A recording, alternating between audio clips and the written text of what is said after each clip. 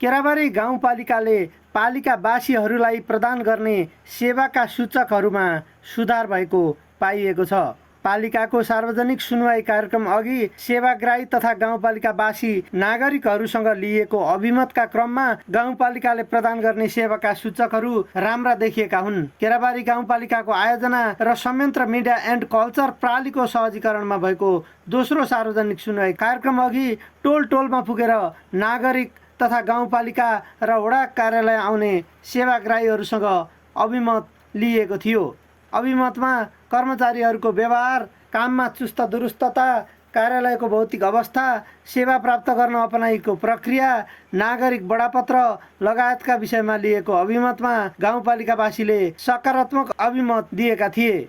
त्यसैगरी तपाईप्रति सेवा प्रदायक कर्मचारीले कस्तो खालको व्यवहार गरे भनेर प्रश्न गरिएको थियो। 66.66% मिलनसार र मैत्रीपूर्ण भनेर जवाब दिनुभएको छ। त्यसैगरी 28.2% ठिकै भनेर जवाब दिनुभएको छ र 5.12% अभद्र र अमर्यादित भनेर जवाब दिनुभएको छ। यसमा सकारात्मक कुराहरू आउँदै पनि के नकारात्मक जवाब पनि आएको छ।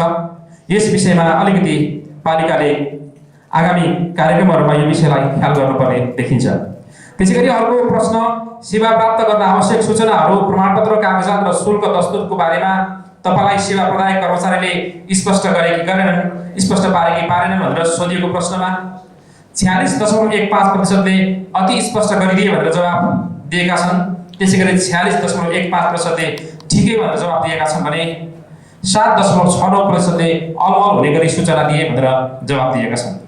त्यसैगरी अर्को प्रश्न, तपाईले राख्नु भएको समस्यालाई के कस्तो समाधान दिए भनेर सोधिएको प्रश्नको उत्तरमा अति सजिलो तरिकाबाट समाधान दिए भनेर 71.79%ले भन्नुभएको छ भने ठिकै भनेर 23%ले र समाधान दिन सकेनन् भनेर 5.12%ले भन्नुभएको छ।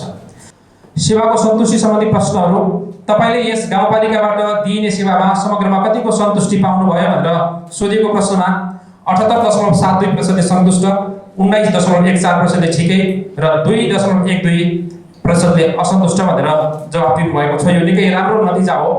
यसमा सन्तुष्टि प्रतिशत एकदमै धेरै छ भने असन्तुष्टि प्रतिशत एकदमै कम छ। यो एउटा केराबारी गाउँपालिकाको राम्रो पक्ष देखियो यो रिसर्च अनुसार।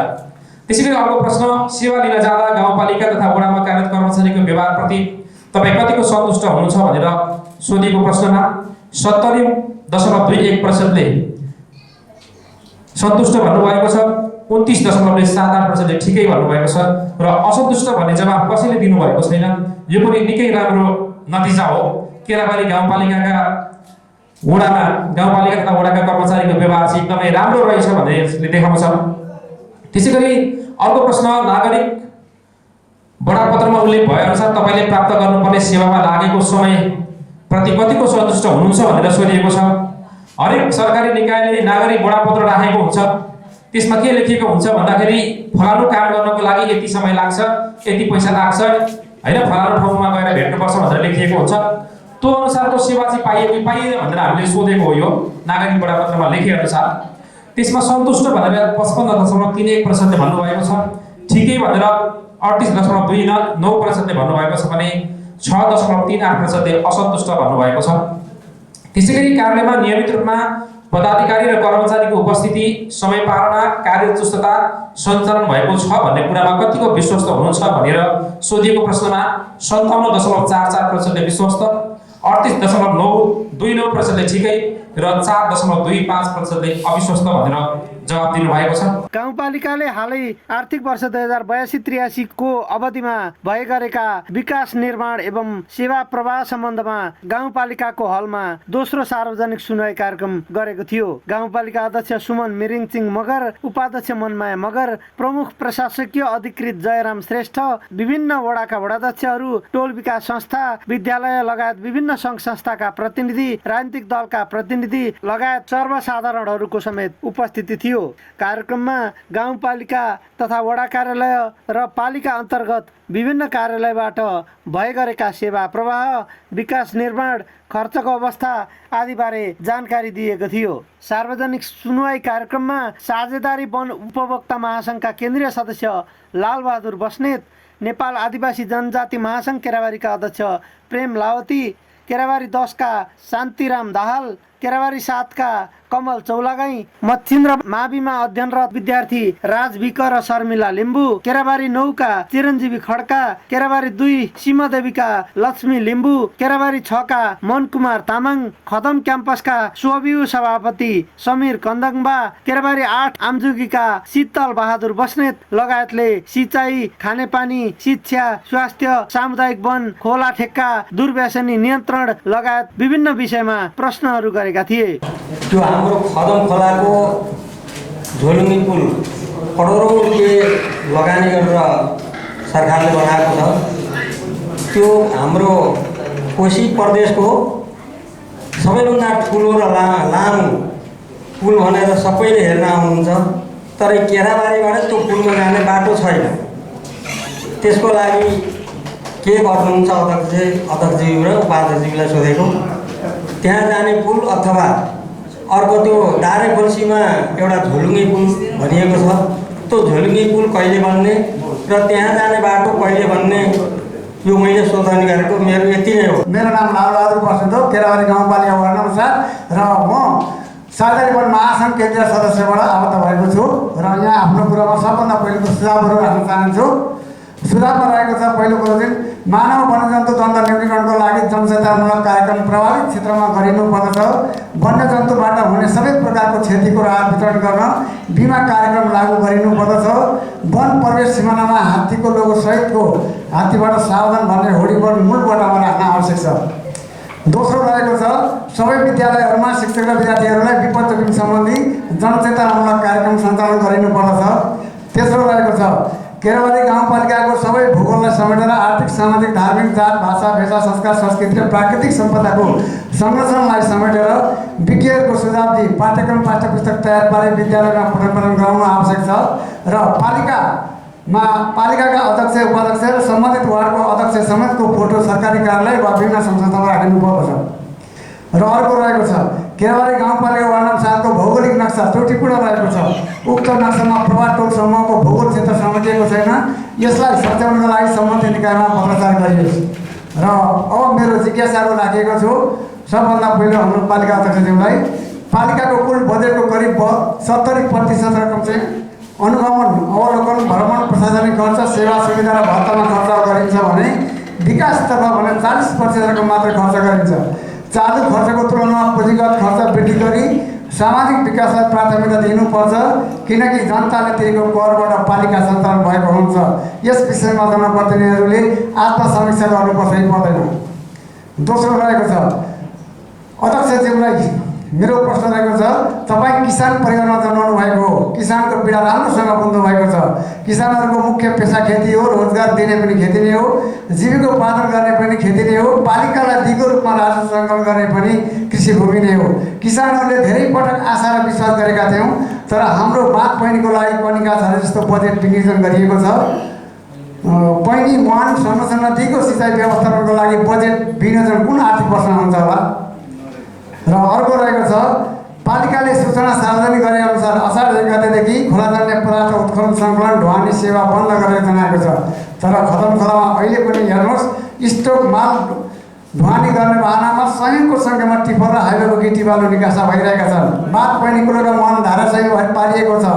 10 टिपर मात्र चाहिँ के अरे स्टोक राखेको सामानमा त्यहाँदेखि पुनः उत्खनन गर्दाखेरि 20 टिपर उत्खनन गरिएको हुन्छ। अत्याधिक र अनियन्त्रित रूपमा दोहन भइरहेको छ।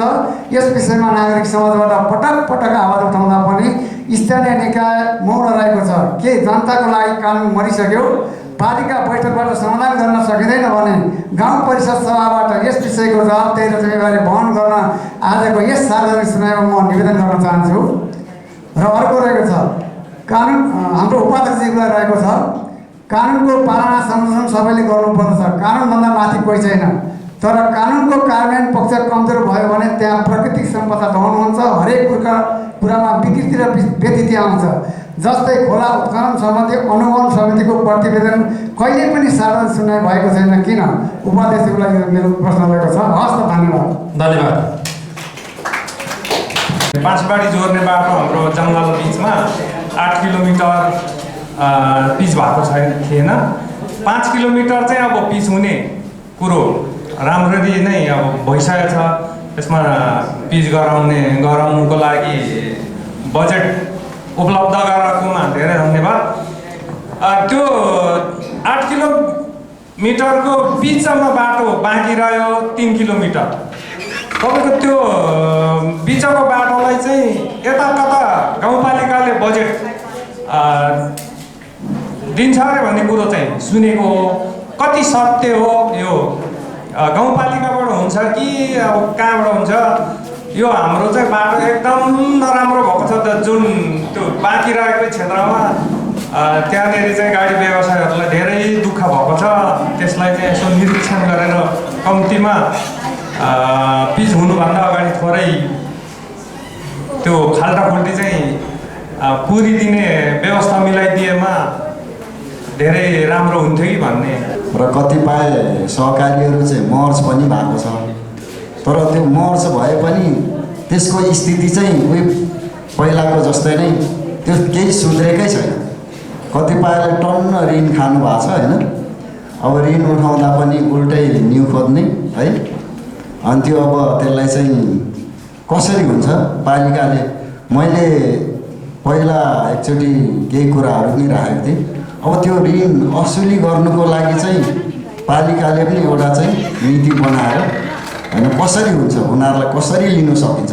नभए त घमण्डी गरेर उल्टै कुट्नु खोज्छ, पैसा दिँदैन। बरु पालिकाबाट चाहिँ केही उनीहरूलाई चाहिँ सिफारिस गर्दाखेरि ल तिम्रो चाहिँ यस्तो यस्तो फल्ना ठाउँमा चाहिँ ऋण रहेछ, ल यसको चाहिँ यो चुक्ता गरेर आएपछि मात्रै यो तपाईँको सिफारिस हुन्छ है भन्ने खालको चाहिँ पालिकाले यस्तो नीतिहरू बनाइदियो भने चाहिँ अलिक सहज हुन्छ कि। नभए त सहकारी संस्था, प्रत्येक सहकारी संस्थामा लगभग तपाईँको कसैमा करोड बिग्रिरहेछ, कसैमा कम्तीमा पनि 80-90 लाख समथिङ त्यसरी ऋणमा चाहिँ ऋण असुली भइरहेको छैन। यसको विषयमा चाहिँ कुरा राखिदिनु हुन, म अध्यक्षज्यूलाई पनि अगाडि बढाइदिनु हुन, यो नीति नियमहरू चाहिँ कसरी हुन्छ त्यो गरिदिनु हुन म अनुरोध गर्दछु अध्यक्ष। नमस्कार, म सङ्गम गन्धङ्वा, खदम क्याम्पस सोभियु सभापति। खदम क्याम्पस दिनानुदिन अग्लिँदैछ, विद्यार्थी सङ्ख्या होचिँदैछ। खदम क्याम्पसको रङ दिनानुदिन चम्किँदैछ। खदम क्याम्पस प्रशासन दिनानुदिन खोइलिँदैछ। करिब हामीले अब यो वर्ष व्यवस्थापन सङ्ख्या ल्याउन सकेनौँ भने करिब क्याम्पस बन्द हुने अवस्थामा छ। बन्द हुँदै गर्दाखेरि हामीले क्याम्पस मात्र गुमाउँदैनौँ, त्यो खदम क्याम्पसको बिचमा बहुमुखी शब्द हामीले जोड्न सकेनौँ भने करिब हामीले यो केराबारी गाउँपालिकाले नगरपालिका बन्नबाट पनि हामी रोक्दैछौँ अथवा उक्त अवसर हामी गुमाउँदैछौँ।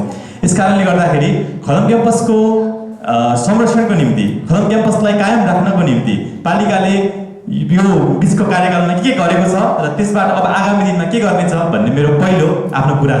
दोस्रो, यहाँनिर निजामती कर्मचारीहरू ज्यादा हुनुहुन्छ, धेरै हुनुहुन्छ। लोकसेवा आयोग जस्तो इन्स्टिट्युसनप्रति मलाई गर्व छ, सम्मान छ। जो हुनुहुन्छ निजामती कर्मचारी, उहाँहरू आफ्नो दक्षता, क्षमता, विज्ञता, विशिष्टता हासिल गरेर आउनु भएको छ। उहाँहरूलाई लाख मेरो तर्फबाट आभार पनि छ। तर प्रदेशबाट एउटा बजेट आयो 5 लाखको कृषि फर्मको बजेट आयो। बजेट आएपछि त्यो अहिले फ्रिज भएर गयो, लगभग जाँदैछ। 24 गते त्यो फ्रिज भएर जाँदैछ। यसमा कार्यविधि गाउँपालिकामा बन्यो, कार्यविधि पेश भयो। कार्यविधि कसरी भयो त्यो मलाई, यसको प्रक्रियाहरू त्यसमा मलाई थाहा भएन। कार्यविधि बन्दै गर्दाखेरि जनप्रतिनिधिहरूले ध्यान दिनुभयो कि भएन, जनप्रतिनिधिलाई आँखा छलेर ल्याइएको हो कि त्यो कार्यविधि, उक्त कार्यविधिले काम गरेन, उक्त कार्यविधि असफल रह्यो। जो किसानलाई जो हुनुहुन्छ वास्तविक जनतालाई, उहाँलाई प्रदेशबाट पठाइएको चिज उहाँले प्राप्त गर्न सक्नु भएन, उहाँले दुःख मान्नुभयो, उहाँ उदास पनि हुनुभयो। राजविक श्री मचिन्द्र माध्यमिक विद्यालयको कक्षा 12मा अध्ययनरत विद्यालय कप्तान हो। आज म विद्यार्थीहरूको तर्फबाट केही सुझावहरू तथा समस्याहरू प्रस्तुत गर्न चाहन्छु। पहिलो नम्बरमा छ, म एक प्राविधिक धारको विद्यार्थी भएकाले त्यहाँ प्र्याक्टिकलको निकै कमजोरी भएको देखिरहेको छु र विद्यालयको क्लिनिकमा पनि निकै सामग्रीहरूको कमजोरीहरू देखिरहेको छु। र दोस्रो नम्बरमा छ, राष्ट्रपति रनिङ सिलको पनि आयोजना गर्ने भनेर म अनुरोध गर्न चाहे। त्यसै गरी विद्यालयमा खेलकुदको सामग्री पनि उपलब्ध गराइदिनु हुन म अनुरोध गर्न चाहे। दिनभरि जति टिप गर्यो त्यति नै टिप तिर्नुपर्छ भन्ने गुनासो आएको छ। अब हुन त पटकै सवारी पटकै पछि लिने त्यो होला कार्यक्रम अथवा नीति होला। आगामी आर्थिक वर्षमा यसलाई पुनरावलोकन गर्ने कार्यक्रम के छ एउटा प्रश्न हो। अर्को कुरा चाहिँ हामी केरलवासीको समस्या अथवा हाम्रो दिमागै सबै डाइभर्ट हुने कुरा चाहिँ यो नदीजन्य पदार्थ चाहिँ उत्खनन बिक्री वितरण ओसार पोसारको कुरा छ। अब सेवाग्राही अथवा स्थानीय पब्लिकहरू भन्नुहुन्छ धेर खन्यो अनि हामी अथवा के अरे व्यवसायी साथीहरू हुन्छ हामीले मापदण्ड भरि नै खन्यौँ अनि स्टकको कुरा पनि त्यस्तै आउँछ। त्यसैले यो सुरुमै ठेक्का लगाउँदाखेरि चाहिँ आई गर्दैखेरि त्यो मात्रा अथवा त्योसँग चाहिँ हाम्रो साझा अवधारणा किन बन्न सकेन अथवा स्टकको कुरा जो हाम्रो अवधि सकिन्छ त्यो पछि स्टक प्रमाणित त हुन्छ नि तर त्यो स्टक राख्नेखेरिमा त्यो राख्ने विधि अथवा राख्ने प्रक्रियामै चाहिँ स्टक यति हो भन्ने कुरा हुने हो भने पछि हुँदैन थियो कि त्यसले हाम्रो बिचको स्वरता चाहिँ अलिक बढाएर घटाएर लग्यो हामी बिचमा दरार भयो र यसलाई चाहिँ न्यूनीकरण गर्न के गर्नुपर्छ के कार्यक्रम छ भन्ने कुरा। अर्को कुरा चाहिँ केरवारीको अर्को जल्दो बल्दो समस्या भनेको लागु औषध ओसार पोसार र चाहिँ दुर्व्यसनीको वृद्धि र चालु आर्थिक वर्षमा लागु पदार्थ ओसार पोसार नियन्त्रण गर्न र दुर्व्यसनीहरूलाई नियन्त्रण गर्न पुनर्स्थापन गर्न के कार्यक्रम गरिकन मेरो समस्या राखे र नौनरबाट धेरै साथीहरू आउनु भएको छैन र देवीजोडाका साथीहरूले विशेष गरेर हाम्रो चाहिँ अहिलेको समस्याको रूपमा रहेको चाहिँ जुन त्यो एउटा हाम्रो लालबित्तीबाट यता केराबारीसम्म आउने बाटो छ त्यो स्कुल चोकसँग पिच भएको थियो त्यो बाटो यसपालि ठेक्का परेको थियो र ठेकदारले अलिअलि त्यसलाई जोतेर छोडेको पनि थियो तर बिचमा यो मेटेरियलको भाउ बढेको कारणले कि के कारणले हो यसपालि काम हुन सकेन अर्को वर्ष होला। तर अहिले के भएको छ भने खोलाबाट निकालेको जुन खोलाजन्य पदार्थहरू लिनको लागि यो टिपरहरूको चाहिँ बाक्लो आवाज भएको कारणले गर्दाखेरि चाहिँ बस्तीमा अत्यन्तै ठुलो भएकोले गर्दाखेरि वातावरण प्रदूषण भएको र स्वास्थ्यमा समस्या आएको भन्ने कुराहरू धेरै जनगुनासो आएको छ। त्यसै गरी बाटोको धेरै खाल्डा भएकोले गर्दाखेरि पनि हिँड्नको लागि अलिक असर भइरहेको छ र यसको लागि चाहिँ अस्ति पनि सामाजिक सञ्जाल कता कता न्युजहरू आएको थियो र पालिका अध्यक्षज्यूको पनि ध्यान भएको मैले देखिरहेको थिएँ। त्यसै गरी अर्को यो हाम्रो केराबारी आउनलाई पनि हामी देवीजोडावासीलाई निकै गाह्रो भइरहेको छ। यो जङ्गलको बाटोमा कुनै टिफर पहिले उता बिचबाट हिँड्ने गर्थ्यो अहिले चाहिँ यही बाटो हिँड्ने गर्दाखेरि चाहिँ बाटोमा चाहिँ पुरै हिलो भएर अनि खाल्डो भएको रहेछ। फेरि अहिले बिचमा चाहिँ अलिअलि त्यो जस टिफरले लगाएको रहेछ त्यो पनि पानी परेको होला भाँसेर निकै गाह्रो भइरहेछ। त्यसको विषयमा पनि यो बाटोलाई फराकिलो पनि पार्नु पर्ने किनभने एउटा टिफर आउँदाखेरि हामी रोकेर चाहिँ बाइक रोकेर बस्नुपर्ने अवस्था छ र यो विषयमा पनि मैले ध्यानाकर्षण गराउन चाहेँ। र पहिले एक किसिमको हाम्रो सहमति भएको थियो 9 नम्बर वडाध्यक्ष अनि पालिका अध्यक्षज्यूसँग पनि त्यो खोलाको किनारबाट चाहिँ एउटा बाटो वैकल्पिक बाटो निकाल्न सक्यो भने टिफरहरू त्यहाँबाट हिँड्छन् र बस्तीमा त्यति असर पुर्याउँदैन भन्ने कुरा आएको थियो। त्यो विषयमा यसपालिको बजेटमा त्यो समावेश भयो कि भएन त्यस विषयमा मैले ध्यानाकर्षण गराउन चाहेँ। हस् त धन्यवाद। लक्ष्मी माझीको सिंहदेवी केराबारी मैले के भन्न चाहेँ भने पाठ्यक्रमको कुरा त अघि आयो हामीले यो लिम्बू भाषाको पाठ्यक्रम पढाउने भनेर अस्ति हामीलाई अध्यक्षजीले हामीले यसो दस्तावेज दिएका थियौँ तर तालिकाका लागि 18 वर्ष उमेर र नागरिकता अनिवार्य भएकाले सहभागी हुन पाएनौँ। त्यसैले यस्ता तालिम विद्यार्थी मैत्री नबनाई विद्यार्थीलाई पनि सहभागी हुने अवसर प्रदान गरिदिनु हुन अनुरोध गर्न। विद्यालय वरपरको वातावरण सुरक्षित बनाइयोस्। विद्यालय शैक्षिक तथा अनुशासित वातावरणको केन्द्र भएकाले विद्यालय परिसर तथा वरपर धूम्रपान मदिरापानको बिक्री बन्द गरियोस्। यसको बिक्री बन्द गर्न सकिँदैन भने विद्यालय पोसाक लगाएका विद्यार्थीलाई यसको बिक्री वितरण गर्नबाट रोकियोस् किनभने लागु औषधको बाटो एउटा भोला र चुरोटबाट नै सुरु हुने हो। आजको बालबालिका भोलिको हाम्रो भविष्य भनिन्छ, तर कतै भविष्यका लागि सचेत छैन भन्ने प्रश्न उठ्छ। के यो एक गम्भीर समस्या होइन र? विद्यालय क्यान्टिनको सुधार। हाल विद्यालयमा अध्ययनरत विद्यार्थीको सङ्ख्याको तुलनामा क्यान्टिनको क्षमता अत्यन्त न्यून छ। करिब 900 विद्यार्थी रहेको विद्यालयमा 100 विद्यार्थीको क्षमता बोक्ने क्यान्टिन पनि छैन। सबै विद्यार्थी एकैपटक जाँदा सहज रूपमा सेवा लिन सक्ने अवस्था छैन। साथै क्यान्टिनमा स्वच्छ, गुणस्तरीय तथा सफा खानेपानीको अभाव छ। त्यसैले हाम्रो क्यान्टिनमा छड्के अनुमान गर्न अनुरोध छ। विद्यालयका लागि जेब्रा क्रसिङ निर्माण। विद्यालय मुख्य सडकसँगै रहेकाले विद्यार्थीको दैनिक आवाजावमा दुर्घटनाको जोखिम रहन्छ। त्यसैले विद्यार्थीको सुरक्षालाई प्राथमिकता दिँदै विद्यालय अगाडि जेब्रा क्रसिङ आवश्यक ट्राफिक सङ्केत तथा गति नियन्त्रणका उपायहरू निर्माण गरिदिन हार्दिक अनुरोध गर्दछौँ। स्थानीय विद्यालयको शैक्षिक प्रबन्धन तथा प्रतिस्पर्धात्मक अभिवृद्धि। हाम्रो पालिकाको धेरै विद्यार्थीहरू विशेष गरी कक्षा 11-12 अध्ययनका लागि अन्य पालिका तथा स्तरमा विद्यालय रोज्न बाध्य भइरहेका छन्, जबकि हाम्रो पालिकामा रहेका विद्यालयमा पनि गुणस्तरीय शिक्षा प्रदान गर्ने क्षमता र सम्भावना रहेको हाम्रो विश्वास छ। हरेक अभिभावकको चाहना आफ्नो छोराछोरी आफ्नै परिवारसँग बसेर गुणस्तरीय शिक्षा प्राप्त गरून् भन्ने नै हुन्छ। त्यसैले गाउँपालिकाको गुणस्तरीय विद्यालयको प्रभावकारी प्रचार प्रसार, शैक्षिक उपलब्धिको सार्वजनिक जानकारी गरियोस्। आधुनिक शिक्षण वातावरणको विकास तथा विद्यार्थी आकर्षित गर्ने कार्यक्रम सञ्चालन गरी सामुदायिक विद्यालयलाई निजी विद्यालयसँग स्वास्थ्य प्रतिस्पर्धा गर्न सक्ने वातावरण निर्माण गरिदिनु हुन अनुरोध गर्दछौँ। साथै कक्षा 11-12 का लागि बिहानको कक्षा सञ्चालन गर्ने व्यवस्था मिलाइदिनु हुन पनि विशेष अनुरोध गर्दछौँ। यसले विद्यार्थी र अभिभावकलाई थप सहज हुने, बाहिर अध्ययनका लागि जाने विद्यार्थीको सङ्ख्या घट्ने तथा आफ्नै पालिकामा गुणस्तरीय शिक्षा हासिल गर्ने वातावरण बढ्ने विश्वास गरेका छौँ। हाम्रो उद्देश्य कुनै विद्यालयसँग तुलना गर्नु वा आलोचना गर्नु होइन। आफ्नै पालिकाको विद्यालयलाई विद्यार्थीको पहिलो रोजाइ बनाउन आवश्यक वातावरण निर्माण गर्नु हो। आदरणीय अध्यक्षज्यू तथा उपस्थित सम्पूर्ण महानुभावहरू, हामीले विद्यार्थीहरूको अलि छट्याउनु होला, अब छट्याउनु होला है।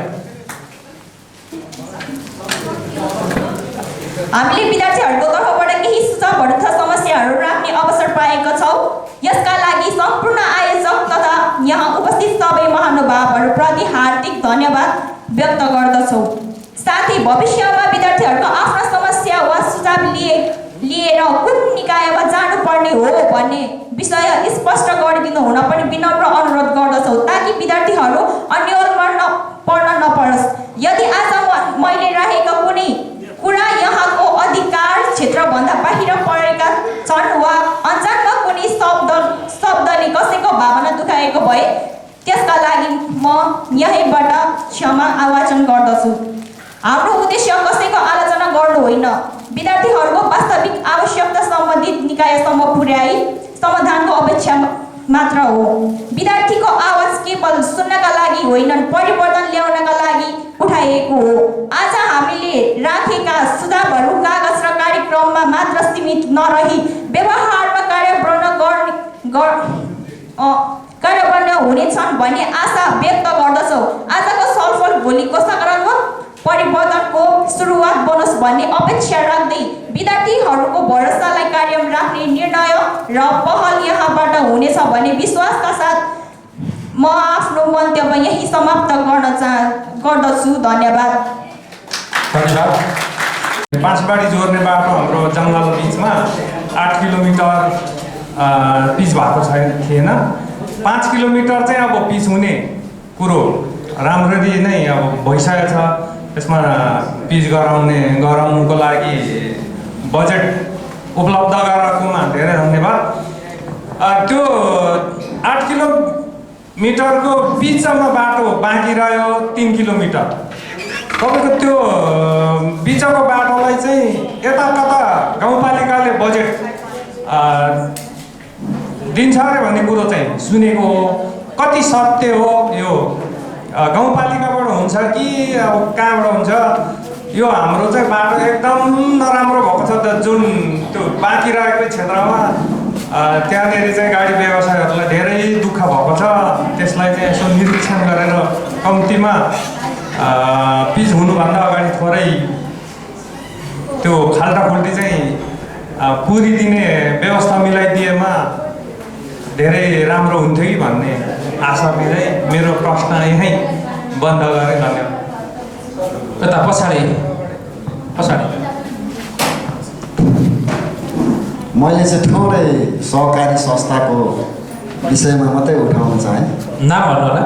म प्रेम लावती, केराबारी 10 मोरङ। यो हाम्रो सहकारी संस्थाको चाहिँ पटक पटक हामीले छलफल पनि गऱ्यौँ होइन, पालिकाहरूसँग वाडासँग पनि गऱ्यौँ र कतिपय सहकारीहरू चाहिँ मर्ज पनि भएको छ। तर त्यो मर्ज भए पनि त्यसको स्थिति चाहिँ उही पहिलाको जस्तै नै, त्यो केही सुध्रेकै छैन। कतिपयले टन्न ऋण खानु भएको छ होइन, अब ऋण उठाउँदा पनि उल्टै न्यु खोज्ने है। अनि त्यो अब त्यसलाई चाहिँ कसरी हुन्छ पालिकाले, मैले पहिला एकचोटि केही कुराहरू पनि राखेको थिएँ।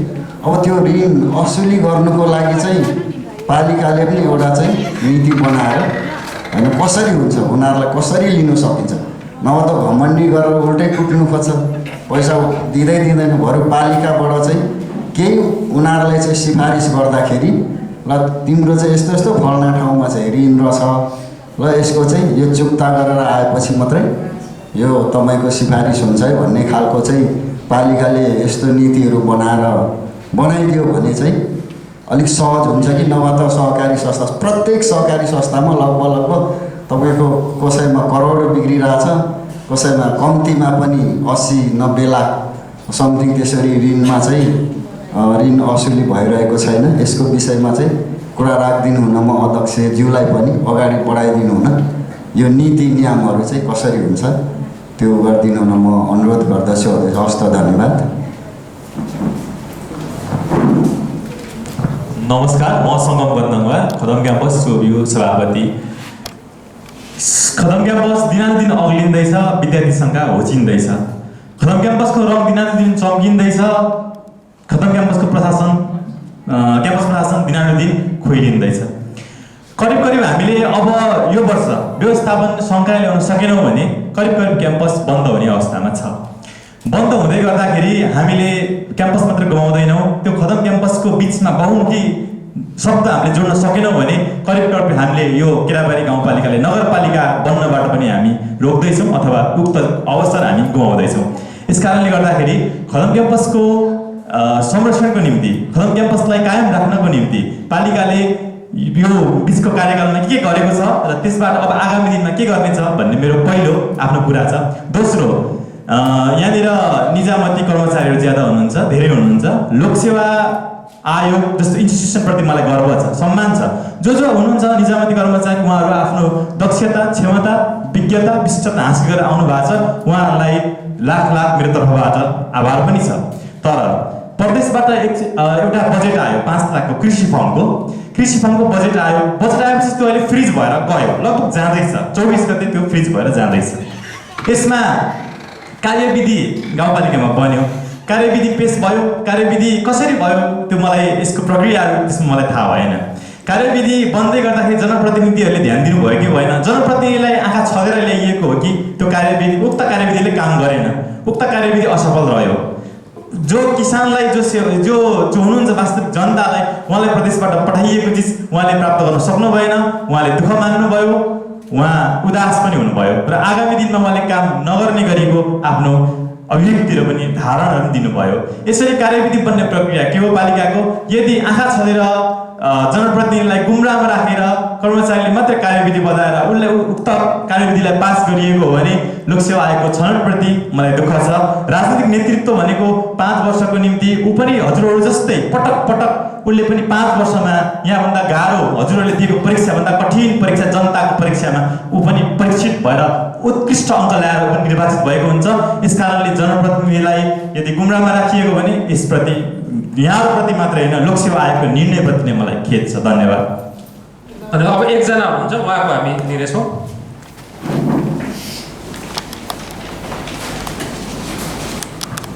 नमस्कार सम्पूर्णमा म केराबारी 8 आमजुङ। केराबारी गाउँपालिकाले पछाडि बनाएको क्षेत्र हो केराबारी 8 आमजुङ। म शीतल बाबु बस्नेत। केराबारी 8 मा केराबारीकै सबैभन्दा बढी क्रसर उद्योगहरू 4वटा क्रसर सञ्चालनमा के नाम भन्नुभयो नाम? शीतल बाबु बस्नेत। केराबारी गाउँपालिकामा 4वटा क्रसर उद्योगहरू सञ्चालनमा रहेको छ र मेरो विचारमा सबैभन्दा बढी कर तिर्ने पनि उद्योगहरू ती नै क्रसर उद्योगहरू हुन्। तर केराबारी 8 आमजुङलाई जोड्ने बाटो अहिलेसम्म पिच हुन सकेको छैन। केराबारी गाउँपालिका र क्रसरको समन्वयमा बन्ने भनेको बाटो अहिलेसम्म पिच हुन सकेको छैन। बाटो हिँड्दाखेरि हिलो भएर मान्छे चिप्लेर लड्ने बेला भइसकेको छ र दिनका 100 टिफरहरू पुग्छन्। त्यसमा विषयमा केराबारी गाउँपालिकाको ध्यान आकर्षण होस्। र अर्को कुरा कुलोको विषय। आज असार 22 गते भइसक्यो। असारदेखि नै खेती गर्न रोप्न सुरु गर्ने किसानहरू आज असार 22 गतेसम्म कुलोमा पानी नउठेर पानी पर्खेर बसिरहेका छन्। रोपेका किसानहरूको खेतको धान मरेर जाने बेला भइसकेको छ। खेतमा धुरा ढाँचा फाटिसकेको छ र कमिला गुन्न थालिसकेको छ। केराबारी गाउँपालिकाले पैसा कमाउनकै लागि भनेर खोलालाई यतिसम्म उत्खनन गर। हिजो हामीले हाम्रो गाउँदेखि अलिकति मास्तिर उठाउँदै गरेको कुलो आज हामीले यो पुलसम्म झोलुङ्गे पुलसम्म ल्याउनु पर्दा पनि हाम्रो कुलोमा अहिलेसम्म पानी उठेको छैन। र केराबारी गाउँपालिकाले हरेक वर्ष 15 करोड 16 करोड 18 करोडमा ठेका लाग्दै गरेको यो खदम खोलाको केही प्रतिशत हिस्सा हाम्रो डिपिआर कुलोमा किन पार्न सक्दैन? हामी चाहिँ जहिले किसानहरू हामी हेपिएर हामी दलिएर हामी भुइँमा बस्ने हो। व्यवसायहरू मौलाउँदै जाने र किसानहरू बौलाउँदै जाने नीतिहरू तपाईँहरूले जुन गर्नुभएको छ। र अघि अध्यक्षज्यूले आदि अधुरो उत्तर दिनुभयो। जुन स्टक प्रणालित गरेको ठाउँमा 2 टिफर माटो राखेर अरू 20 टिफर 25 टिफर राखेर कस्ता खाल्टा बनेका छन्। मेरो मोबाइलमा तस्बिरहरू कैद थिए, अहिले रहेनछ। मलाई दुःख लाग्यो। मेरो मोबाइलमा तस्बिरहरू कैद थिए र हामीले गाउँमै पनि त्यस्ता कुरा उठायौँ। त किन भन्छौँ? त्यो हाम्रो गाउँ नै सङ्कटमा पर्छ। भोलि बाढी आएर हाम्रो गाउँ बगाएर हामीलाई तल सुन्दर रेचामा खोज्न जानुपर्ने भने कसको जिम्मेवारी हुन्छ? हिजो अस्ति नै आजभर 1 वर्ष प्लस धेरै भयो हाम्रा गाउँका 2 जना भाइ त्यसरी नै क्रसरले अवैध रूपमा उत्खनन गरेको खाल्टोमा परेर 2 जना भाइ मरे। कि अरू 2-4 जना मरेपछि मात्रै केराबारी गाउँपालिकाको ध्यान आकर्षण जान्छ? त्यसमा व्यवसायलाई मौलाउन दिनुपर्छ। व्यवसायले कर तिरेका छन्, व्यवसायबाट कर उठाइन्छ। केराबारी गाउँपालिका व्यवसायको करबाटै चलेको छ, त्यो सबैलाई जानकारी छ। तर कर उठ्दै छ भन्दैमा किसान र गरिबहरूको पेटमा लात हान्ने कुरा जुन यो गाउँपालिकाले गरिरहेको छ त्यसमा सबैको ध्यान आकर्षण होस्। र अरूले भर्खरै भन्नुभयो बारी हाम्रो जङ्गलदेखि बारी 9 नम्बरलाई त्यहाँको जनताहरूले नै त्यहाँको बाटो निषेध गरिदिनुहोस्, टिफरहरू हिँड्न नदिनुहोस्। अनि आमजुङी कहिले हेर्न आउनु भएको छ तपाईँ? आमजुङमा दिनको कति गाडी कुद्छन्, कति टिफर कुद्छन्? क्रसरहरूलाई हामीले यसरी गाडी गाउँको बिचमा गाडी नकुदाऊ भनेर भनौँ भने तिमीहरू पालिका जाऊ, तिमीहरू वडा जाऊ, जहाँसुकै जाऊ। त्यो दादागिरीको शैलीमा क्रसर उद्योग चलिरहेको छ। त्यसमाथि गाउँपालिकाको कहिले ध्यान जान्छ? हामी किसानहरूले हामी बाख्रा पाल्छौँ, हामी गाई पाल्छौँ। हाम्रो गाई बाख्रा जङ्गलसम्म लान 10वटा 20वटा हामीले बाख्राहरू लिएर जाँदै गर्दा 10-20वटा गाडी कटेर जान्छ। बसे नि हाम्रो कति किसानहरूको बाख्राहरू गाडीले हानेर मारिदिन्छ। त्यो गाडी नै पत्ता लाग्न सक्दैन। त्यसमा कति किसानहरूले दुःख पाइरहेछन्, शास्ति पाइरहेछन्। केराबारी गाउँपालिकामा एसीमा बसेर मात्रै यो केराबारीका समस्या समाधान हुँदैन। मेरो उठेका प्रश्नहरूको गाउँपालिका अध्यक्ष, उपाध्यक्ष र प्रमुख प्रशासकीय अधिकृत लगायत सम्बन्धित शाखाका प्रमुखहरूले जवाफ दिएका थिए। आदरणीय मोहन कुमार तामाङज्यूले दाचोक हुँदै डिपो बाँसबारी सडकको बिच भागमा रहेको बाटो अप्ठ्यारो भएको छ भन्नुभएको छ। हामीले अझै मात्रै पनि 5 किलोमिटर ठेक्का लागिसकेको छ टेन्डर आह्वान। यो वर्षको लागि पनि 1 करोड रुपियाँ त्यो बिचको बाटोको लागि सुनिश्चित भएको छ र थप अरू 2 करोड बजेट त्यहाँ आवश्यक पर्ने भएकोले त्यसको लागि पनि हामीले पहल गरिरहेका छौँ। र तत्काल हिँड्नको लागि सहज बनाउनको निम्ति हामीले ग्रेडर र रोलरको व्यवस्थापन गरेर केही दिनभित्रै तत्काल त्यो गाडी हिँड्ने मोटर बाइकहरूलाई सहज बनाउनको निम्ति हामीले तयारी गरिसकेको कुरा म अवगत गर्न चाहन्छु।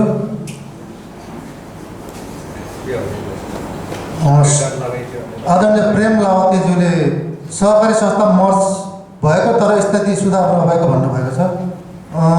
पक्कै पनि केराबारी गाउँपालिकाको निकै लामो प्रयासपछि केराबारी गाउँपालिकाको बजारका 4वटा सहकारीहरूलाई मर्ज गराउन सफल भएका थियौँ र एकीकृत कारोबार पनि सुरु भइसकेको छ।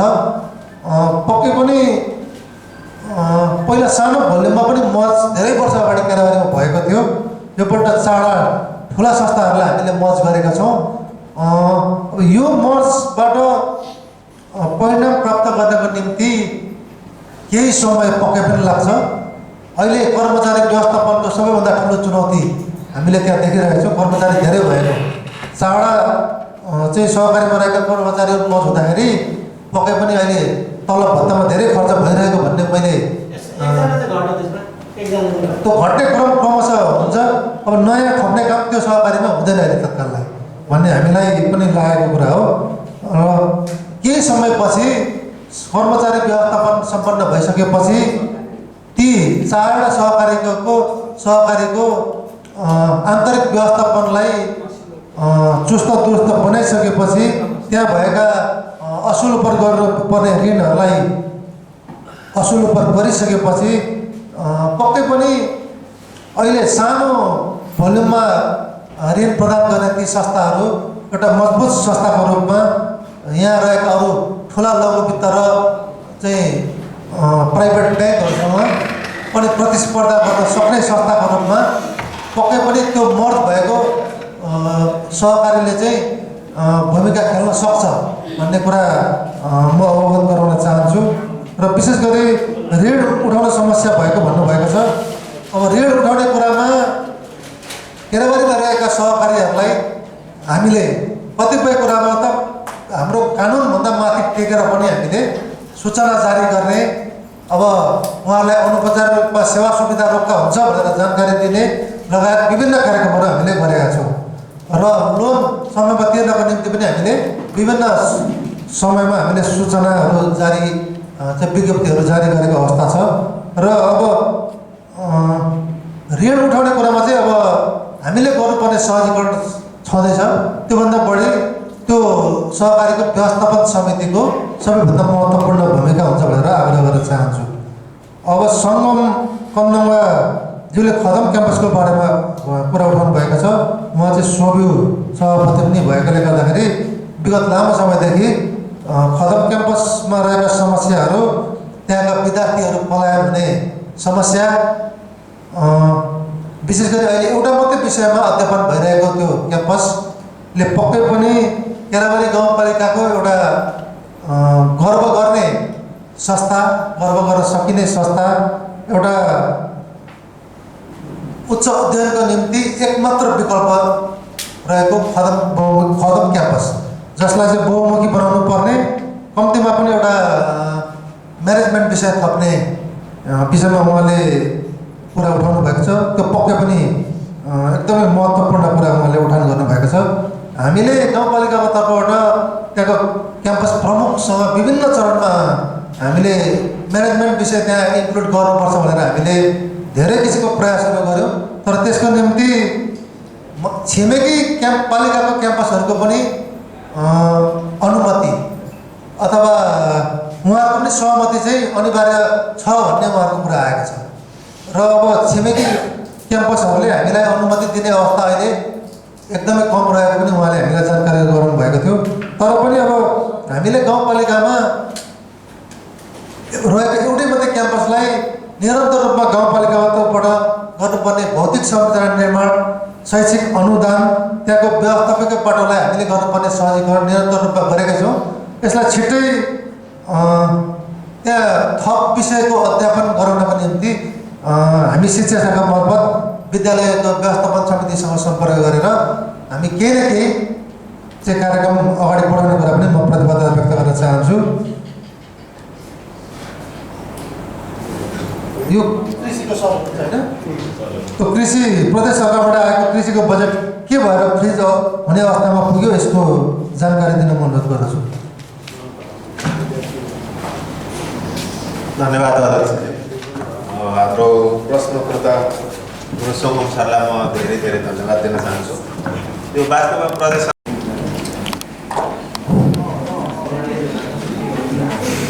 सर्वप्रथम आज केराबारी गाउँपालिकाको आर्थिक वर्ष 82-83 को सार्वजनिक सुनवाई कार्यक्रममा उपस्थित गाउँपालिकाका श्रद्धेय उपाध्यक्षज्यू, प्रमुख प्रशासकीय अधिकारीज्यू, सम्पूर्ण वडाध्यक्षज्यूहरू, कार्यपालिका सहसचिवहरू, सम्पूर्ण राजनीतिक दल, सङ्घ संस्थाका प्रतिनिधिज्यूहरू, कर्मचारी साथीहरू, विद्यार्थी भाइ बहिनीहरू सबैलाई एकमुष्ट अभिवादन नमस्कार व्यक्त गर्न चाहन्छु र ढिला नगरिकन म प्रश्नमा प्रवेश गर्न चाहन्छु। सर्वप्रथम लालबहादुर बस्नेत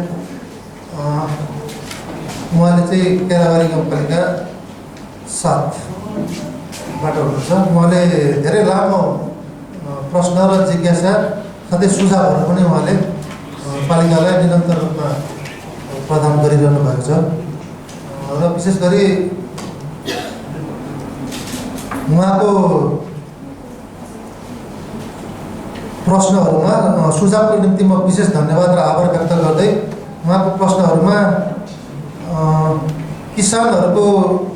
किसानको परिवारमा जन्मिनु भएको छ, किसानको पीडा बुझ्नु भएको छ, किसानहरूको मुख्य पेसा खेती भएकोले गर्दाखेरि यसमा खास गरी उहाँले पहिलेको व्यवस्थापन चाहिँ दिगो कहिले हुन्छ भनेर जिज्ञासा राख्नु भएको छ।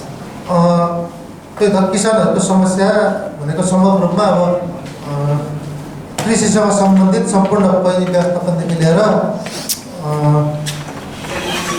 वन संरक्षण र पहिलेहरूको लागि बजेट एकदमै कम मात्रामा छरेको भनेर उहाँले जिज्ञासा राख्नु भएको छ। पक्कै पनि केराबारी गाउँपालिकामा धेरैवटा खोलानालाहरू छन्।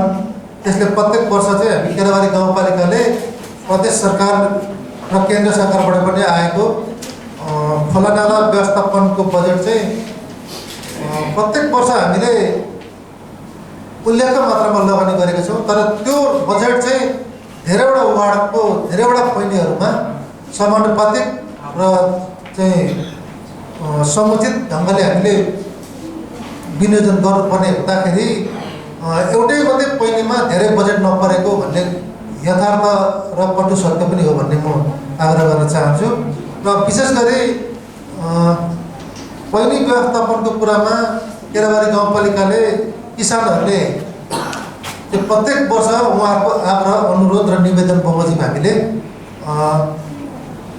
गइरहेको खोलाबाट हामीले पानी उठाउनको निम्ति उहाँहरूले आग्रह गरे बमोजिम कुनै चाहिँ कम्पनीहरूसँग समन्वय गर्ने तथा पालिकाको तर्फबाट पनि हामीले जेसिबी र स्काभेटरको व्यवस्थापन गर्ने गरेका छौँ।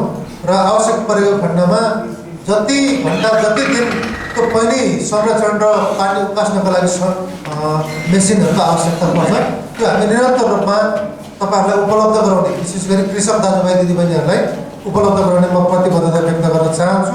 र यो वर्षदेखि हामीले केन्द्र सरकारबाट पनि सिँचाइको लागि केही विशेष बजेट पनि आउने लगभग हामीले सुनेका छौँ।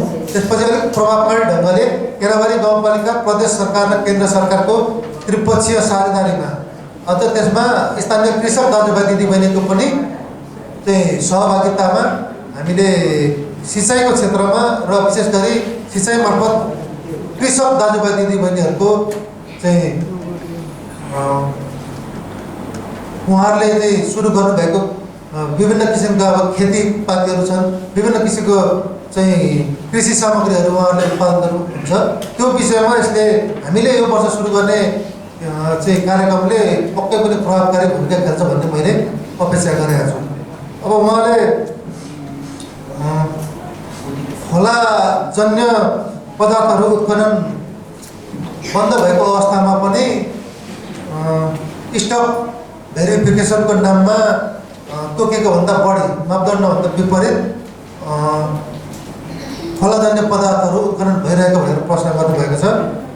यो प्रत्येक सार्वजनिक सुनवाईमा उठिरहेको विषय सबैभन्दा महत्त्वपूर्ण र चासोको साथ हेरिएको र हामीलाई प्रश्न गरिएको र एकदमै धेरै जनताले प्रश्न गरेको पनि विषय भएकोले गर्दा पक्कै पनि हामीसँग उपलब्ध ती विभिन्न खोलानालाहरू भन्दा पनि हामीले जहिले पनि केराबारी गाउँपालिकाले पनि यहाँको प्रशासनले पनि यहाँको राजनीतिक दल सबैजनाले हामी प्रभावित क्षेत्रका बासिन्दाले पनि देखेको बुझेको कुरा के हो भने खोलाभन्दा बाहिरका त्यो निजी जग्गाहरूबाट अथवा ओइलानी जग्गाहरूबाट चाहिँ निरन्तर रूपमा खोलाजन्य पदार्थहरू चोरी निकासी भइरहेको हामी सबैले देखेका छौँ, सबैजनाले अवगत गरेकै छौँ। अब यसलाई नियन्त्रण गर्नको निम्ति हामीले विभिन्न चरणमा विभिन्न किसिमका कार्यक्रमहरू आयोजना गरेको चाहिँ हामीले विभिन्न जिल्ला प्रशासनदेखि लिएर जिल्ला प्रहरी अख्तियारको चाहिँ पूर्वाञ्चल कार्यालयलाई समेत हामीले यही हलमा बोलाएर हामीले यसको विषयमा विभिन्न चरणमा कार्यक्रमहरू गरेका छौँ। तर त्यसले पनि प्रभावकारी ढङ्गले चाहिँ खोलाजन्य पदार्थ चोरी निकासीलाई नियन्त्रण गर्न नसकिरहेको कुरा सर्वविदितै छ।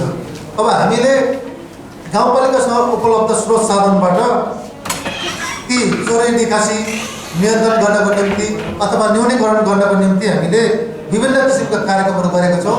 केराबारी गाउँपालिकामा रहेका इलाका प्रहरी कार्यालय, केराबारी गाउँपालिका मार्फत रहेका अरू विभिन्न निकायहरू जस्तै इलाका प्रहरी कार्यालय बेलबारी, सशस्त्र प्रहरी कार्यालय लसी मार्ग, जिल्ला प्रशासन, जिल्ला प्रहरी, जिल्ला समन्वय समिति लगायत हामीले पहल गर्नुपर्ने सम्पूर्ण निकायहरूमा हाम्रो मात्रै स्रोत साधनले यो चाहिँ धेरैवटा खोला रहेको हाम्रो पालिकामा चाहिँ चोरी निकासी नियन्त्रणमा प्रभावकारी ढङ्गले हामीले भूमिका खेल्न नसकिरहेको भनेर हामीले विभिन्न चरणमा पत्र काटेका छौँ र अनुगमनको निम्ति हामीले चाहिँ पत्रहरू पनि पत्राचार गर्ने काम पनि गरेका छौँ। हामीले उदाहरणको लागि म के भन्न चाहन्छु भने हामीसँग सीमित सङ्ख्यामा नगर प्रहरी छन्। केराबारी गाउँपालिकाको यी प्रकारमा केही दिन अगाडिसम्म जम्मा 7 देखि 8 जना मात्रै प्रहरी रहेको हामीले जानकारी पायौँ। लगत्तै हामीले जिल्ला प्रहरी कार्यालय, जिल्ला प्रशासनमा अनुरोध गरेर थप प्रहरीको सङ्ख्या केही वृद्धि गरिरहेको छौँ अहिले र केराबारी प्रकारलाई पनि एउटा नयाँ गाडी पनि हामीले उपलब्ध गराएर अहिले केही मात्रामा खोलाको क्षेत्रमा अलिकति प्रहरीहरू पनि मोबिलाइज हुनलाई अलिकति सजिलो भएको छ। नगर प्रहरीलाई पनि हामीले निरन्तर रूपमा सकेसम्म हामीले 24 घण्टा सेड्युल मिलाएर खोला विशेष गरी खदम खोलामा हामीले खटाएका छौँ र हिजो मात्रै पनि हामीले तोकेको भन्दा बढी उत्खनन गरिरहेको स्काभेटर र एउटा हाइवा 10 चक्के गाडीलाई पक्राउ गरेर हामीले कानुनी कारबाहीको निम्ति चाहिँ अहिले इलाका प्रहरी कार्यालयमा राखिदिएको म तपाईँहरूलाई अवगत गराउन चाहन्छु। र यो समस्या भनेको केराबारी गाउँपालिकाको करिब 15-20 वर्ष अगाडिदेखि निरन्तर रूपमा अवैध रूपमा भइरहेको र चोरी निकासीको चाहिँ दर कहिले पनि कम नभएको भनेर प्रत्येक वर्ष हामीले सार्वजनिक सुनिरहेको विषयवस्तु भएकाले गर्दाखेरि म पुनः एकपल्ट सम्पूर्ण विशेष गरी प्रभावित क्षेत्रका जनता सामु पनि म अनुरोध गर्न चाहन्छु। यो चोरी निकासी नियन्त्रण र यसलाई चाहिँ निर्मूल पार्नका निम्ति स्थानीय राजनीतिक दल, स्थानीय समाजसेवी, प्रभावित क्षेत्रका जनता, स्थानीय सरकार, स्थानीय प्रशासन लगायत हामीले समन्वय गर्नुपर्ने अरू पनि माथिल्लो निकायहरूको सर्वपक्षीय प्रयासबाट मात्रै यो कुरालाई पूर्ण रूपमा हामीले निर्मूल र नियन्त्रण गर्न सकिन्छ भनेर म अनुरोध गर्न चाहन्छु।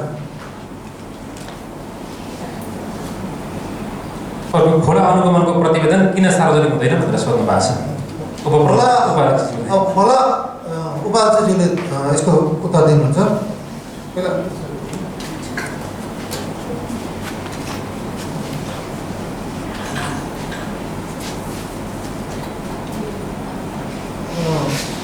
मानव वन्यजन्तु द्वन्द्व न्यूनीकरणको लागि जनचेतनामूलक कार्यक्रम भन्नुभएको छ उहाँले। यो पक्कै पनि एउटा नयाँ विषय उहाँले उठान गर्नुभएको छ। यो विषयलाई पनि हामीले नोट गरेका छौँ। हामीले धेरै किसिमको चाहिँ जनचेतनामूलक कार्यक्रमहरू गर्ने गरेका छौँ। विशेष गरी केराबारीमा पनि हात्ती, बाँदरहरूको चाहिँ एकदमै बँदेल लगायत अरू धेरै किसिमको चाहिँ जनावरहरूले, जङ्गली जनावरहरूले प्रत्येक वर्ष कृषि सामग्रीहरू मात्रै नभएर कृषि उत्पादनहरू मात्रै नभएर मानवीय क्षति पनि प्रत्येक वर्ष चाहिँ बढिरहेको हामीले देखेका छौँ। यो विषयमा पनि पक्कै पनि एउटा प्रभावकारी हुने गरी एउटा इफेक्टिभ जनचेतनामूलक कार्यक्रम हामी गर्ने म यही कार्यक्रमबाट प्रतिबद्धता व्यक्त गर्न चाहन्छु। वडा नम्बर 7 को नक्साको विषय पनि त्रुटिपूर्ण भनेर गर्नुभएको छ। नक्साको विषयमा वडा नम्बर 7 को नक्सा चाहिँ त्रुटिपूर्ण छ भन्नुभएको थियो। नक्सा वार्ड नम्बर 7 को मात्रै नभएर सिङ्गो केराबारी गाउँपालिकाकै केही वार्डहरू अन्तरपालिका जोडिने वार्डहरू पनि त्रुटिपूर्ण रहेको कुरा हामी सबैलाई थाहा छ। यसलाई हल गर्नको निम्ति हामीले विभिन्न चरणमा विभिन्न निकायहरूमा पत्राचार गरेर टोपो म्याप मार्फत पनि हामीले नक्साङ्कन गरेर त्यसको चाहिँ सिमानाहरू छुट्याउने काम गरेको छौँ।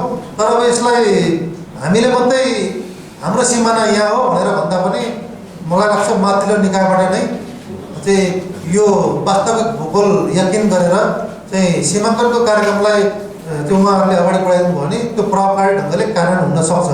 अहिले सुन्दर हजाले चाहिँ हाम्रो निकै केराबारी गाउँपालिकाको निकै जङ्गल केराबारी गाउँपालिकाको सिमानाभन्दा माथि ल्याएर बोट गाडिएको अवस्था छ।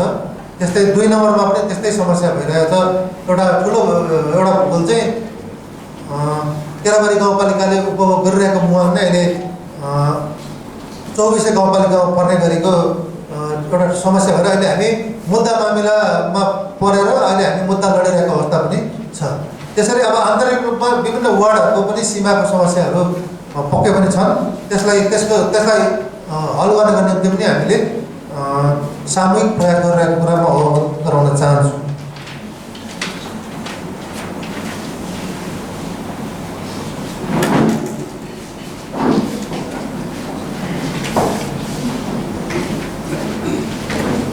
अब ठ्याक्कै विद्यालयमा विपद जोखिम सचेतना भन्नुभएको छ। अब विद्यालयमा चाहिँ मलाई के लाग्छ भने विद्यालयमा विपद जोखिम भनेको चाहिँ जोखिम पर्दाखेरि विद्यालयमा त होइन समग्र रूपमा सबै क्षेत्रमा विपद पर्छ।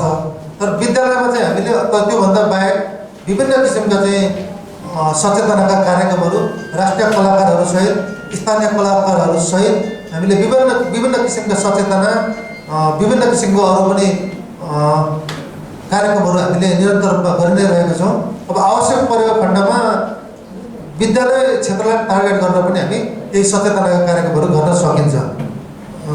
स्थानीय पाठ्यक्रमहरूलाई समेट्ने विषयमा पनि उहाँले उठाउनु भएको छ। हामीले स्थानीय हाम्रो पाठ्यक्रममा नै लोकल सब्जेक्ट पनि हामीले समावेश गरेका छौँ। यहाँको धेरै विषयहरूलाई हामीले त्यो पाठ्यक्रम मार्फत सम्पूर्ण स्कुलहरूमा हामीले प्रत्येक वर्ष चाहिँ अध्यापन गराइरहेको कुरा पनि म अवगत गराउन चाहन्छु। अर्को एउटा छ यो चालु खर्च र पुँजीगत खर्च चाहिँ पुँजीगत खर्च कम भयो चालु बढी भयो भन्ने कुरा गर्नुहुन्छ। यो हाकिम साहबले दिनु पर्नुभयो त्यो मैले बुझेको कुरा यो विषयमा के हो भने अब हामीलाई उपलब्ध हुने विभिन्न किसिमका समपूरक विशेष र सशक्त अनुदानहरूमा यो अब दुर्भाग्य भन्नुपर्छ केन्द्र सरकारको नै करिब 80% हाराहारीमा चालु खर्च हुन्छ। अब हाम्रो पनि प्रदेश सरकार र स्थानीय सरकारको पनि कर्मचारीको व्यवस्थापन विभिन्न किसिमका अब सशक्त र साझेदारीका कार्यक्रमहरू हुन्छन्। त्यहाँ यो सबै कुराहरूलाई समेटेर हामीले बजेट अन्तिममा बजेट चाहिँ फाइनलाइज गरिरहँदाखेरि बजेट निर्माण गरिरहँदाखेरि पक्कै पनि हाम्रो स्थानीय तहको मात्रै नभएर सम्पूर्ण स्थानीय तहको प्रदेश सरकार र सङ्घीय सरकारको पनि यही आकारको चाहिँ चालु खर्चमा नै चाहिँ हाम्रो टोटल बजेटको मुख्य अंश हामीले विनियोजन गर्नु परिरहेको अवस्था चाहिँ छ भन्ने म अवगत गराउन चाहन्छु। अब उपाध्यक्षज्यूलाई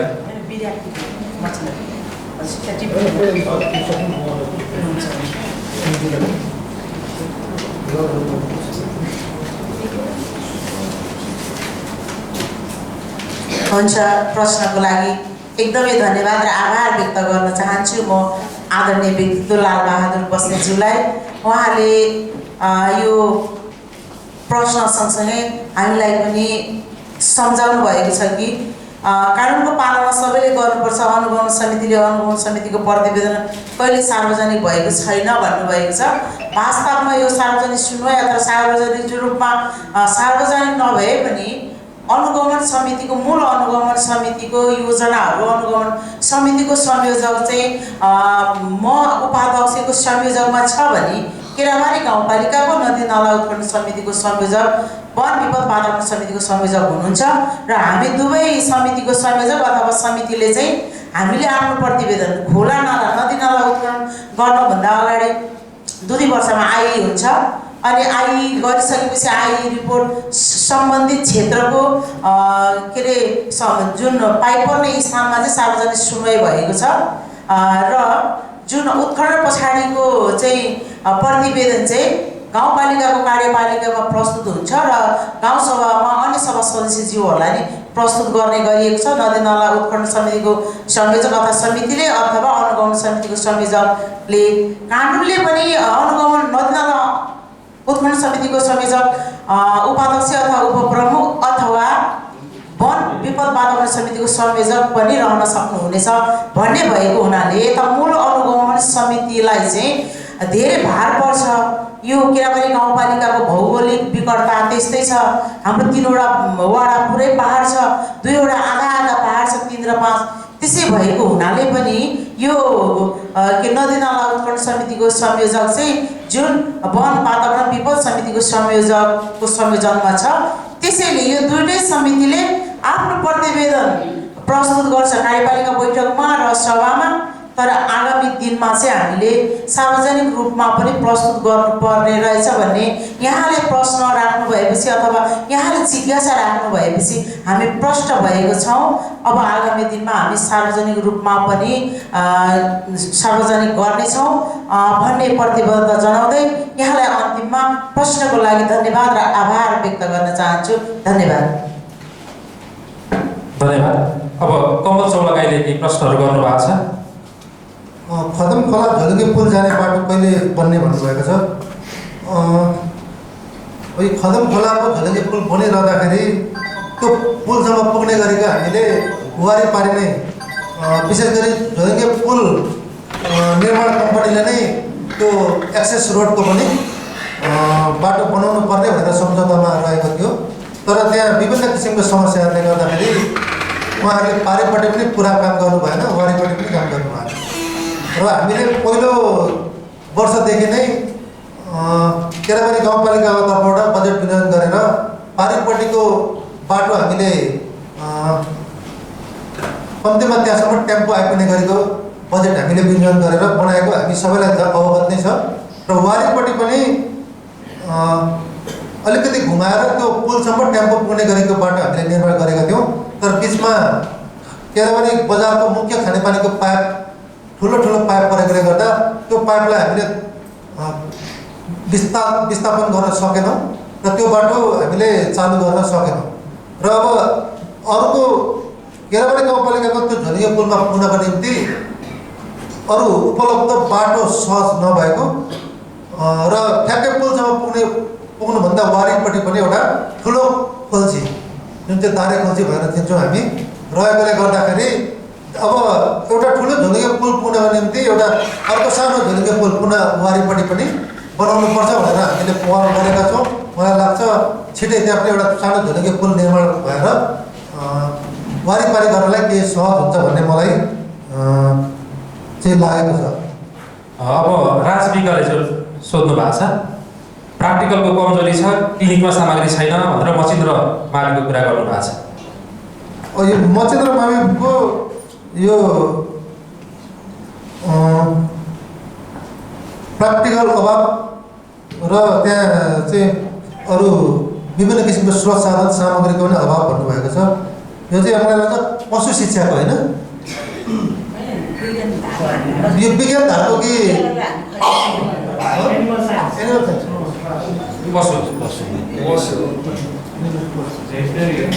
त्यो एनिमल साइन्सको हो नि त होइन। अब मचिन्द्र माविमा सञ्चालनमा रहेको यो एनिमल साइन्स सब्जेक्टतिरबाट पहिलोचोटि मलाई लाग्छ कसैले त्यहाँको चाहिँ यो विषयमा कसैले कुनै समस्या अथवा कुनै गुनासो लिएर पहिलोचोटि यहाँ आउनुभएको छ। म विद्यार्थी भाइ बहिनीलाई म एकदम धन्यवाद पनि व्यक्त गर्न चाहन्छु। र विशेष गरी प्र्याक्टिकल सामग्री प्र्याक्टिकलको अभाव र त्यहाँ स्रोत साधनको पनि अभाव भन्नुभएको छ। तपाईँलाई के कुराको अभाव भएको हो एकपल्ट सम्पूर्ण विद्यार्थीहरूले एउटा निवेदन लेखेर केराबारी गाउँपालिकाको शिक्षा शाखा मार्फत हामी अध्यक्ष उपाध्यक्ष भएकोमा तुरन्तै आउनको निम्ति मैले अनुरोध गरेँ ल। अर्को राष्ट्रपति रनिङ सिल्डको पनि भन्नुभएको छ। राष्ट्रपति रनिङ सिल्डको चाहिँ गएको वर्षदेखि नै हामीलाई यो कार्यक्रम आयोजना गर्नको निम्ति प्रत्येक वर्ष बजेट माथिबाट चाहिँ विनियोजन भएर आउने गरेको थियो। अघिल्लो वर्षदेखि यो बजेट पूर्ण रूपमा काटिएको छ र हामीले अब अघिल्लो वर्ष के प्लान बनाएका थियौँ भने अब केराबारी गाउँपालिकाले आफै बजेट एलोकेट गरेर यो कार्यक्रम गर्ने हो भने राष्ट्रपति रनिङ सिल्ड भनेर नाम किन राख्ने भनेर हामीले छलफल गरेका थियौँ। अब यो वर्ष हामी पक्कै पनि धेरैवटा विद्यालयहरूको सहभागिता र धेरै चाहिँ विद्यार्थीहरूको प्रतियोगीहरूको सङ्ख्या पनि बढी हुने भएकोले गर्दा यसलाई व्यवस्थित ढङ्गले यो वर्ष हामीले नाम परिवर्तन गरेर राष्ट्रपति रनिङ सिल्डको नाममा बजेट नआइसकेपछि र केराबारी गाउँपालिकाले आफ्नै बजेट लगानी गर्नु परिसकेपछि केराबारी गाउँपालिका रनिङ सिल्ड अथवा यस्तै विशेष नाम चाहिँ हामीले नाममा चाहिँ यो प्रतियोगिता आयोजना गर्ने हामीले तयारी गरेको कुरामा जानकारी गराउन चाहन्छु। विद्यालयमा खेलकुद सामग्रीको अभाव भन्नुभएको छ। प्रत्येक विद्यालयलाई हामीले प्रत्येक वर्ष ती विद्यालयहरूको माग निवेदन बमोजिम उल्लेख्य मात्रामा हामीले खेलकुदका सामग्रीहरू वितरण गरिरहेको अवस्था छ। अहिले पनि हामीले निरन्तर रूपमा हप्तामा कम्तीमा एउटा विद्यालयले खेलकुद सामग्रीको निम्ति विद्यार्थीहरू आइरहेको अवस्था छ। के कुराको अभाव छ तुरुन्तै त्यो पनि विद्यालयको पत्रमा आउँदा अझ प्रभावकारी हुन्छ। एक खेलकुद सामग्रीको अभाव छ त्यो लिएर केराबारी गाउँपालिकाको जिन्जी शाखामा निवेदन दिनको निम्ति मैले अनुरोध गरेँ। धन्यवाद अध्यक्षज्यू। अब हामी फेरि प्रश्न र सुझाव लिनेछौँ। कृपया प्रश्न र सुझाव राख्नको लागि हात उठाउनुहोला।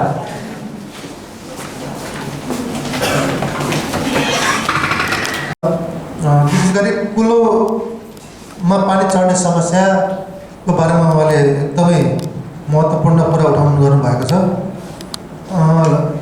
पक्कै पनि केराबारी गाउँपालिकाले फदम खोलाबाट आम्दानी गरिरहँदाखेरि फदम खोलाबाट आएको आम्दानीले नै धेरै विकास निर्माणका कामहरू यहाँका चाहिँ केराबारी गाउँपालिकाको सर्वाङ्गीण विकासमा चाहिँ महत्त्वपूर्ण भूमिका खेलेको फदम खोलाका आम्दानी यो कुरालाई कसैले पनि हामीले नजरअन्दाज गर्न सक्दैनौँ।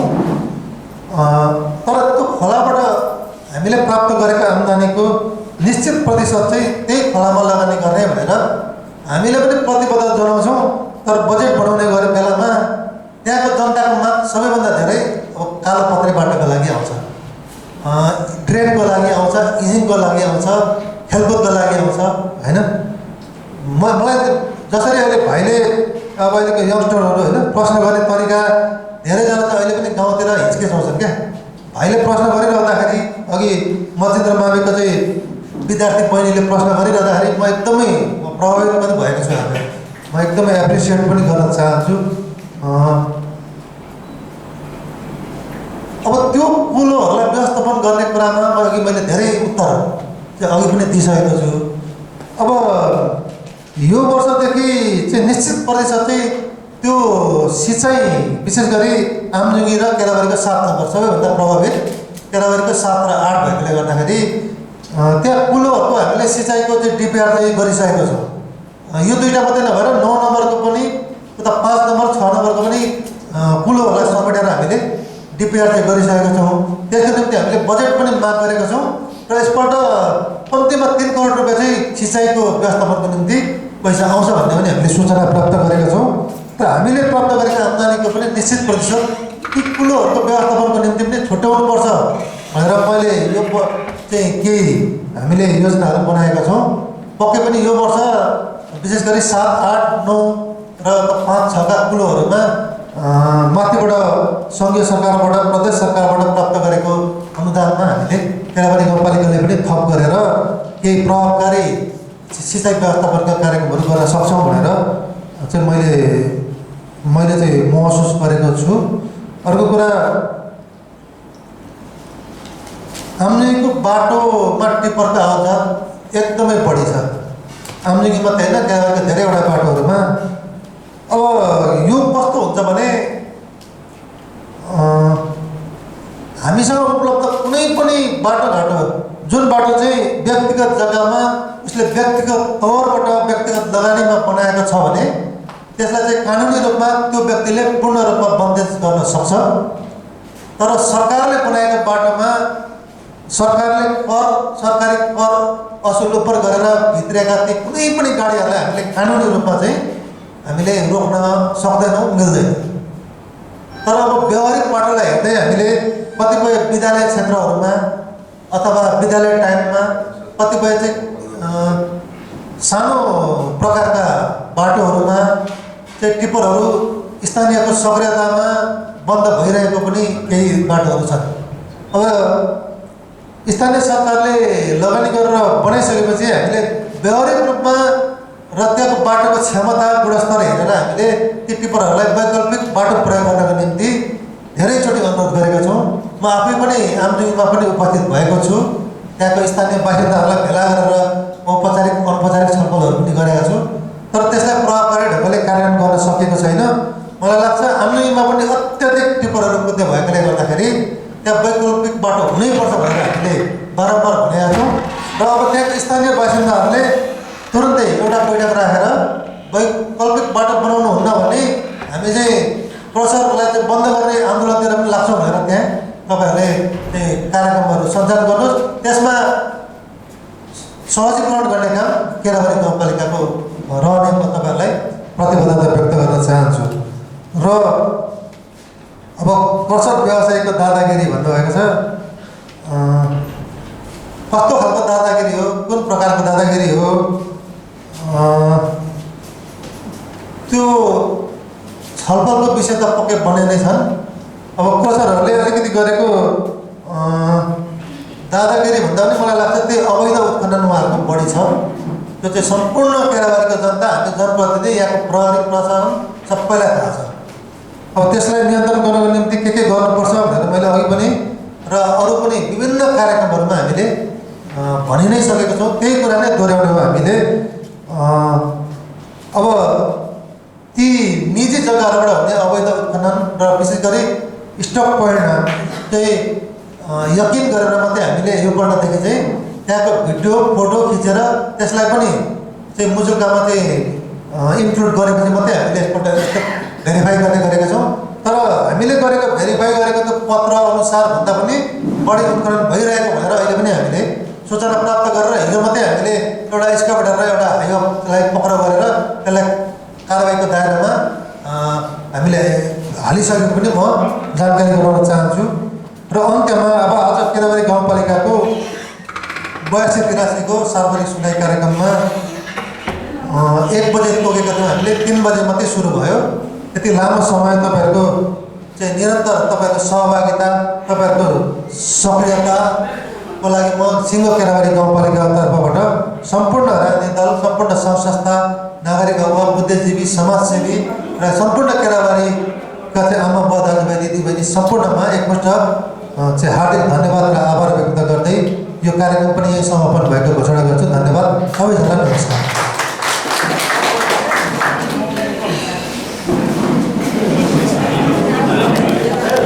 आइसिटी सम्बन्धी तालिम शिक्षकहरूलाई दिइसकेको छ। समस्या चाहिँ के छ भने त्यसमा अघिल्लो वर्ष पनि हामीले 3 दिन दियौँ, यो वर्ष पनि 2 दिन रिप्लेसमेन्ट गरेर त्यसलाई दिएको हुन्छ रिक्रिएसन सहितको। त्यसमा चाहिँ अघिल्लो वर्ष आउने शिक्षक पछिल्लो वर्ष आइदिनुहुन्न, अनि तालिममा अलिकति तलमाथि भइरहेको छ। त्यो कुराको जानकारी हामीले गराएको छौँ। र मच्छिन्द्र माविको त अघिल्लो एउटा म्याथको साइन्स त्यो चाहिँ तालिममा पनि उपस्थित भइदिनु भएन। त्यो हुँदाखेरि कहिलेकाहीँ यो लुप्सेसहरूले गर्दाखेरि तपाईँहरू समक्ष प्रभावकारिता नभएको हो कि भन्ने हामीले महसुस गरेका छौँ। उहाँहरूलाई पनि हामीले जानकारी गराएका छौँ। अर्को डिजिटल बोर्डको विषयको कुरा आएको छ। यो वर्ष केराबारी गाउँपालिकामा रहेका सबै सामुदायिक विद्यालयहरूमा एक-एकवटा डिजिटल बोर्ड 1,50,000 दरले सङ्घीय सरकारबाटै बजेट प्राप्त भएको कुराको जानकारी म यहीँ गराउन चाहन्छु। अघि अध्यक्षज्यूले पनि भनिदिनु थियो क्रमशः हामी पुरा गर्नेछौँ भन्ने विषयमा। अर्को शिक्षासँगै जोडिएको लिम्बू भाषाको विषय जोड्नु भएको थियो, उहाँलाई हार्दिक धन्यवाद पनि व्यक्त गर्न चाहन्छु म। किनभने हामीले यसभन्दा अघिल्लो वर्ष लक्ष्मी आधारभूत विद्यालय केराबारी 2लाई थप लिम्बू भाषाको भाषा शिक्षण गर्ने भनेको थियो।